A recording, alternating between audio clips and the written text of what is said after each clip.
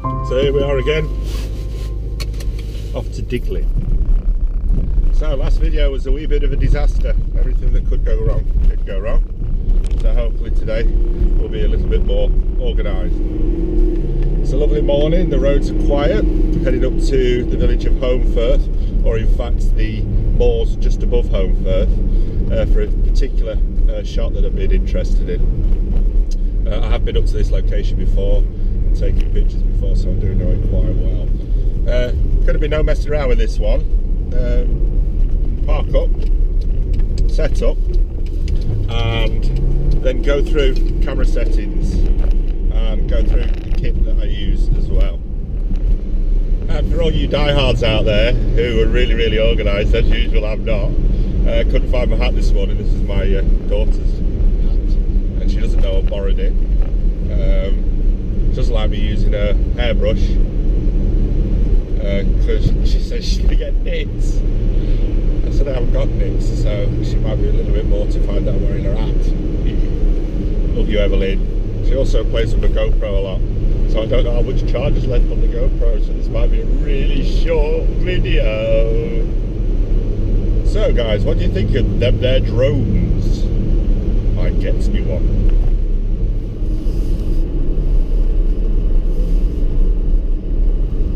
Okay, I've just stopped at the place where we're going to take photographs, and it's freezing cold, there's frost on the ground, and it's all iced up, so it should be fun. And this is Saddleworth Moor, or at least part of it.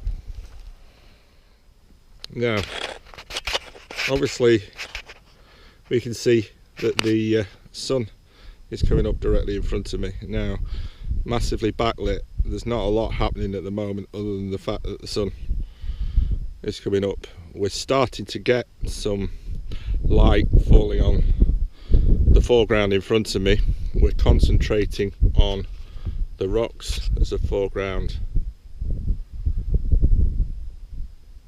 and then in the distance there we have the reservoir,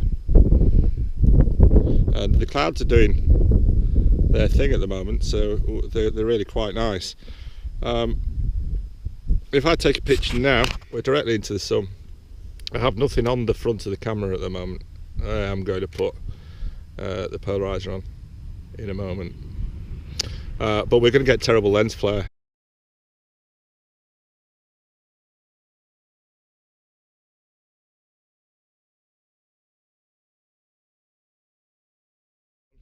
Now the sun is just about to go into the cloud layer, and that's what I'm waiting for, because mentioned earlier maybe 70 to 200. I've resorted back to type and I'm shooting with my 16 to 35. So what's my setup?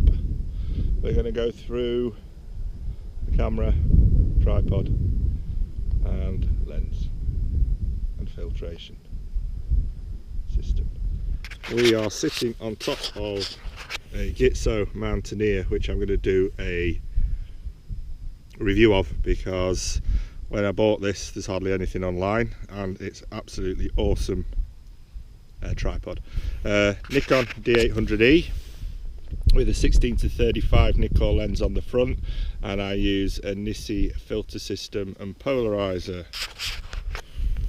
We're set up in live view at the moment, and we're shooting at f22, and I know all about diffraction, but I'll start at f22 and then I'll drop down to f16.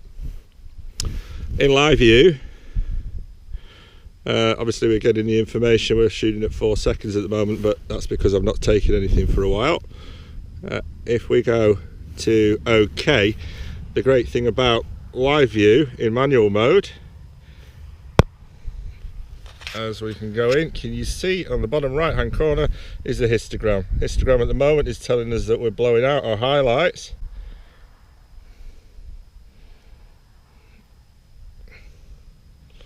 So we're increasing the shutter speed,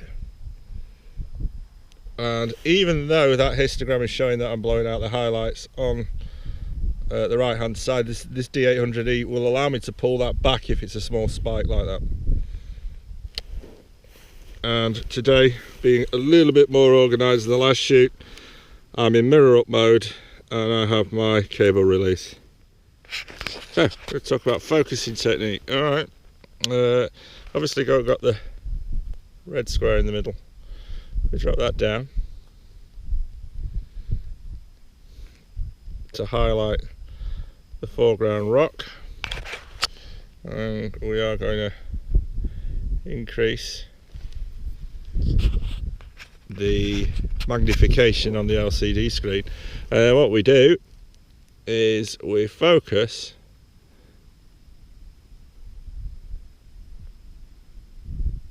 until we get it sharp. Yeah. Then I'm going to go up onto the top here, and it's indicating 1.25 feet. Yeah. And then we know that if we come out,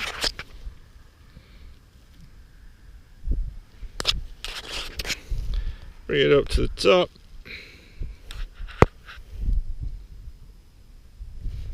not that far,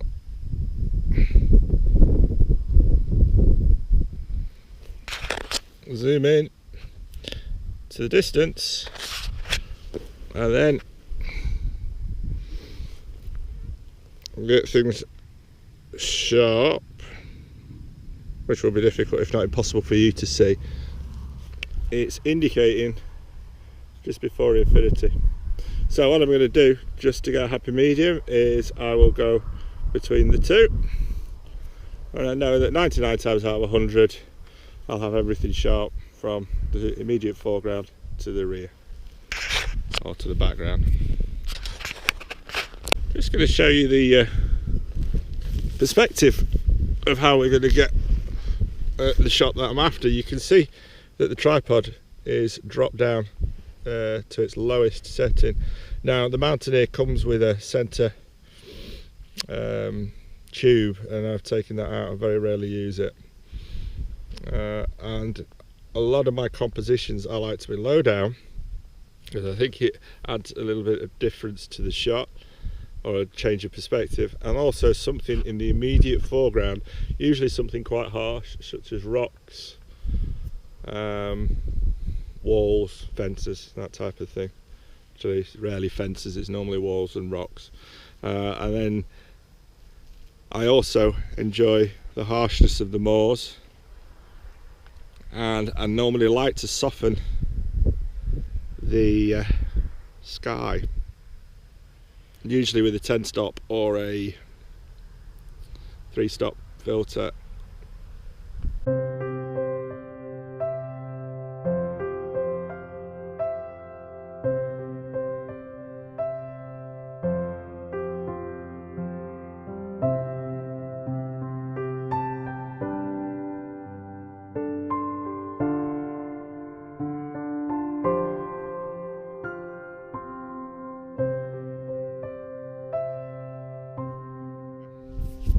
That's what I'm after. The sun has gone behind the clouds.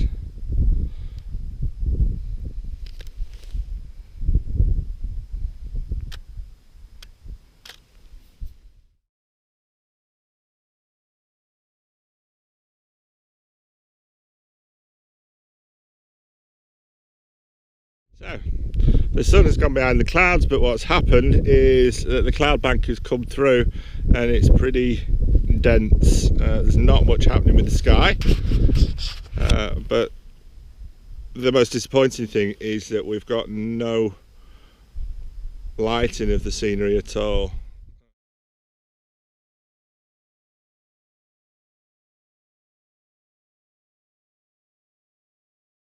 So we're not going to get anything much here today as regards a beautiful landscape, but we can get a nice pretty sky. So what I'm going to do to hedge my bets is I'm going to take a couple of pictures so I can get the exposure right in post, because I've got a really bright sky, really dark foreground.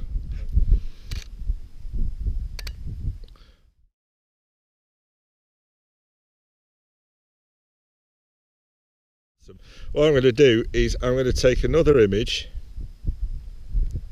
do it the right way, but I'm going to bring and intentionally blow out the highlights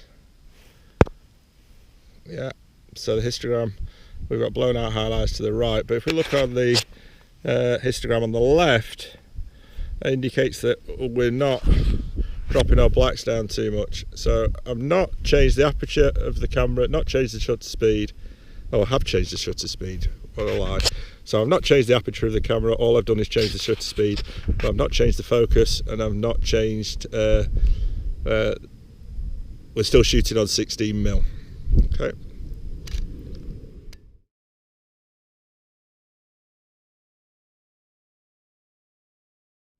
So what that'll allow us to do is to go out in post-production, blend the two images together, and we should get a decent light in the foreground and decent light in the sky that isn't blown out.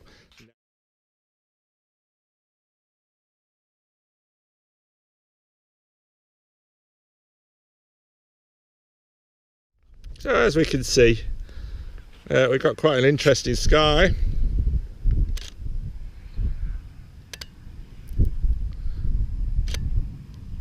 And it adds something to the shoot, but that's about all.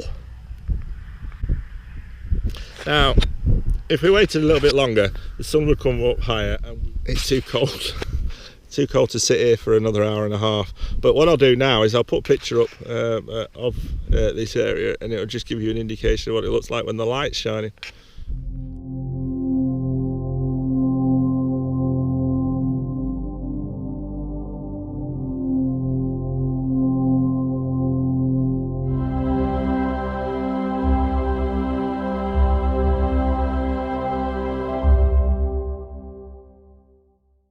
So we're on our way home for a cup of tea and a bacon butty.